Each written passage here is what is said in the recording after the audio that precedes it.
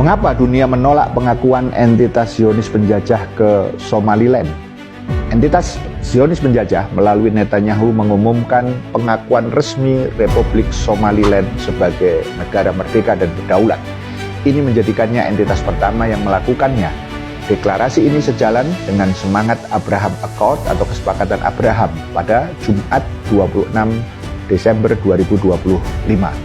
Abdirrahman Mohamed Abdullahi mewakili Somaliland membalasnya dengan komitmen Somaliland akan bergabung dengan Abraham Accord yang dimediasi oleh Amerika Serikat zamannya Trump pada tahun 2020 antara entitas Zionis dan sejumlah negara Muslim.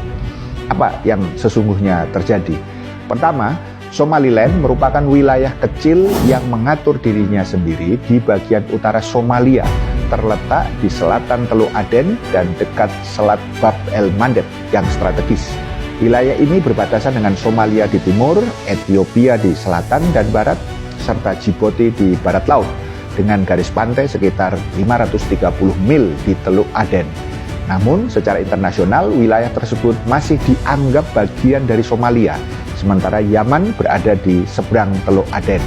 Somaliland terbagi dalam 6 wilayah administratif dengan luas sekitar 68.000 mil persegi.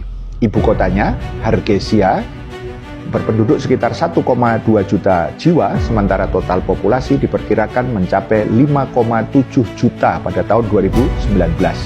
Sebagian besar wilayah Somaliland beriklim kering dan didominasi kawasan gurun dengan kondisi arid hingga semi-arid. Somaliland memiliki 3 bahasa resmi, yaitu Somali, Arab, dan Inggris, dengan Islam sebagai agama resmi yang dianut sekitar 99% penduduk, yaitu mayoritas Muslim Sunni. Kedua, Somaliland adalah bagian dari nafsu rakus kolonialisme Eropa di benua Afrika. Pada tahun 1884, Inggris mulai menjalin perjanjian dengan berbagai klan di Somaliland dan kemudian membentuk Protektorat Somaliland. Pada masa yang sama, Italia menguasai wilayah Somalia lainnya, sementara Perancis mengendalikan wilayah yang kini menjadi negara Djibouti. Somaliland Britania merdeka pada 26 Juni 1960 dan diakui lebih dari 30 negara, sebelum akhirnya memilih bersatu dengan Somaliland Italia untuk membentuk negara Somalia pada tanggal 1 Juli 1960. Situasi Somalia berubah ketika Presiden Somalia Abdirrashid Ali Shermarke dibunuh pada tahun 1969 yang diikuti kudeta militer Jenderal Muhammad Siad Barre.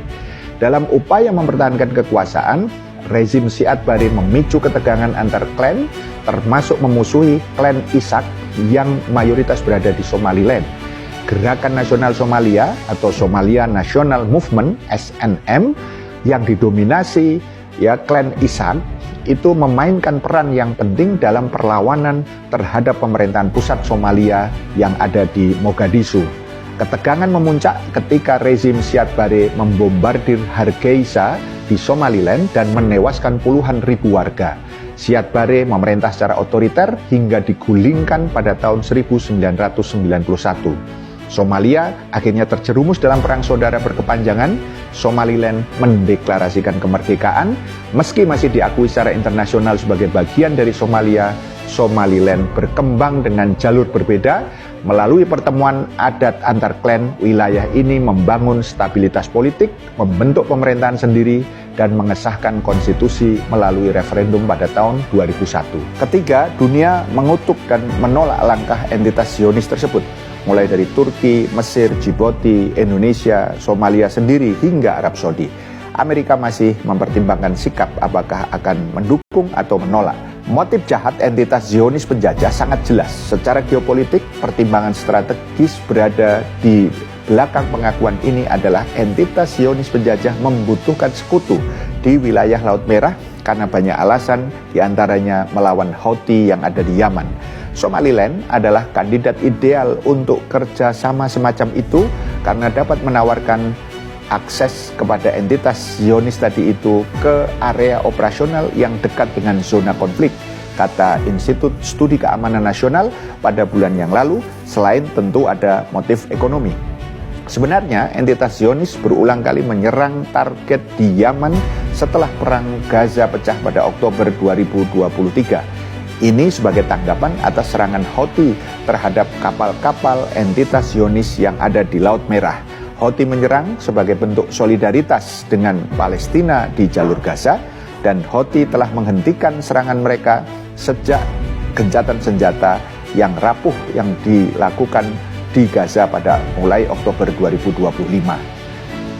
Pertanyaan pentingnya adalah, apakah dunia Islam dan kaum muslimin akan diam membiarkan perpecahan terjadi, termasuk di Somaliland yang dipisahkan dari Somali, di mana keduanya mayoritas muslim dan makin masuk dalam perangkap jahat penjajah sebagaimana terjadi di masa lalu, yaitu masa kolonialisme, sehingga akan semakin memperlemah persatuan dan kesatuan dunia Islam untuk mengusir entitas Yahudi Zionis penjajah pro-genosida dari bumi Palestina. Paham sampai di sini?